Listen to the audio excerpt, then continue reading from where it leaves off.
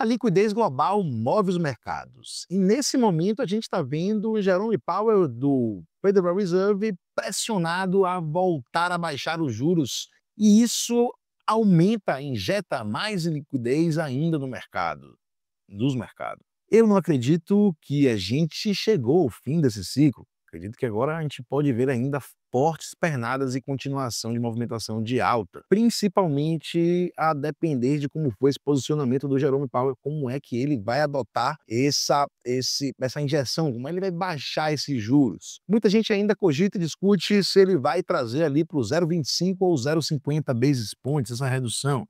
Eu não acredito particularmente que ele vai fazer uma redução inicialmente de 0,50. Isso aumentaria muito o risco deles perderem a mão com a inflação. Então eles querem estimular porque estão com dados de desemprego preocupantes, os mais altos dos últimos tempos, mais altos do que esperado, e também CPMA e todos os dados que vieram aí também estão negativos, estão ruins. Ou seja, ele está pressionado pelo desemprego e a inflação, mas acredito que ele vai ter que priorizar o desemprego. Ele não vai querer ver os Estados Unidos afundando no desemprego, então ele vai ter que estimular o mercado, injetar mais liquidez. Ele fazendo isso, a gente tem grandes probabilidades de ver essa continuação dos mercados. Então a gente tem que estar sempre atento à liquidez global. Quanto mais injeção, mais as bolsas e os ativos tendem a subir. O M2 Global é um indicador muito bom para a gente acompanhar essa liquidez, mas também tem outras formas da gente entender como é que está a saúde do mercado e o interesse para os ativos de risco. Então a gente vai falar sobre isso nesse vídeo, eu vou trazer dados muito importantes, inclusive a gente vê que a probabilidade dos Estados Unidos entrar em recessão está ali por volta dos 3%, vem caindo a chance. Então quem caiu também, mas está ali por volta dos 11%, é na bolsa de aposta ali no Polymarket, mas mesmo assim vem reduzindo a chance de recessão lá nos Estados Unidos. Mesmo com esses dados ruins aí de desemprego, acho que todo mundo sabe que existe a probabilidade dos Estados Unidos ligar a máquina, imprimir dinheiro e ver a economia aquecer mais uma vez. Mas sim, a inflação pode sair do controle, então é algo que a gente precisa estar atento. Tanto é que, pelos dados, a probabilidade da gente entrar numa recessão em agosto de 2026, o ano que vem, já sobe para 28%. Então a gente tem que também estar atento ao curto, médio e longo prazo. No curto prazo, as chances de recessão são baixas, a gente ainda tem bastante liquidez sendo injetada e mais liquidez ainda para ser injetada no mercado. Nesse vídeo a gente vai falar sobre isso.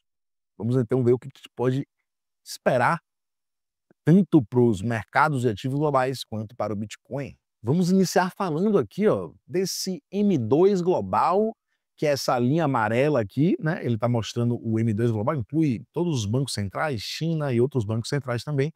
E essa linha azul aqui é o money supply dos Estados Unidos, ou seja, quanto os Estados Unidos está injetando.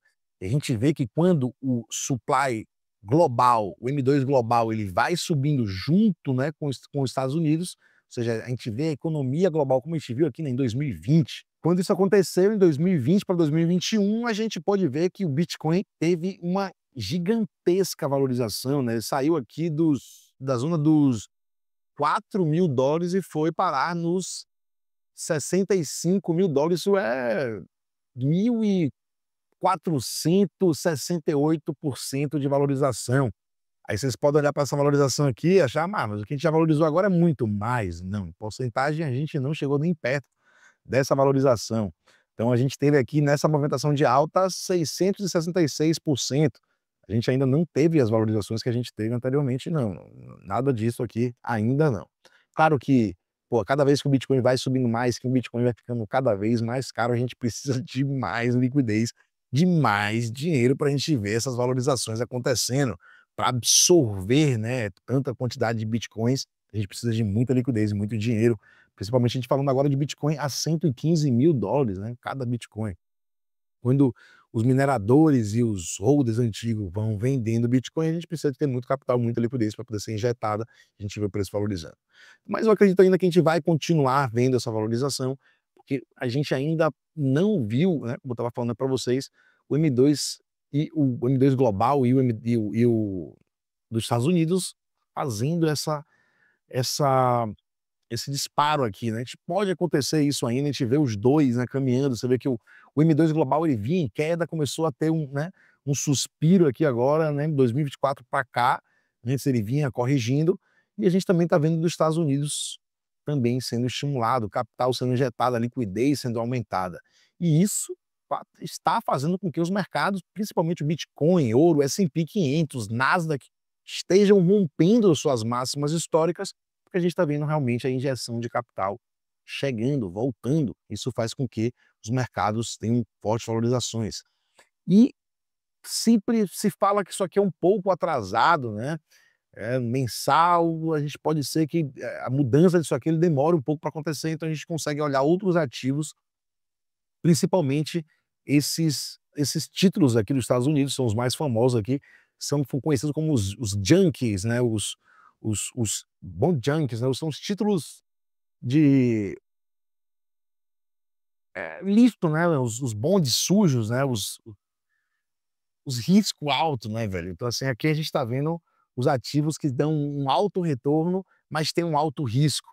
Então, são ativos que mostram para a gente o quanto tá como está o apetite ao risco, né? E a injeção de liquidez também dentro desse mundo de risco, desses títulos de risco. Então, o que a gente está vendo aqui é que tanto o HYG e o JNK estão subindo ainda, ou seja, o apetite para o risco, para títulos que são arriscados com alto retorno, né, mas um alto risco, só vem subindo. Então isso aqui mostra para a gente que a liquidez ainda está sendo injetada, ainda tem liquidez no mercado, o mercado ainda tem apetite ao risco, está com apetite ao risco em alta.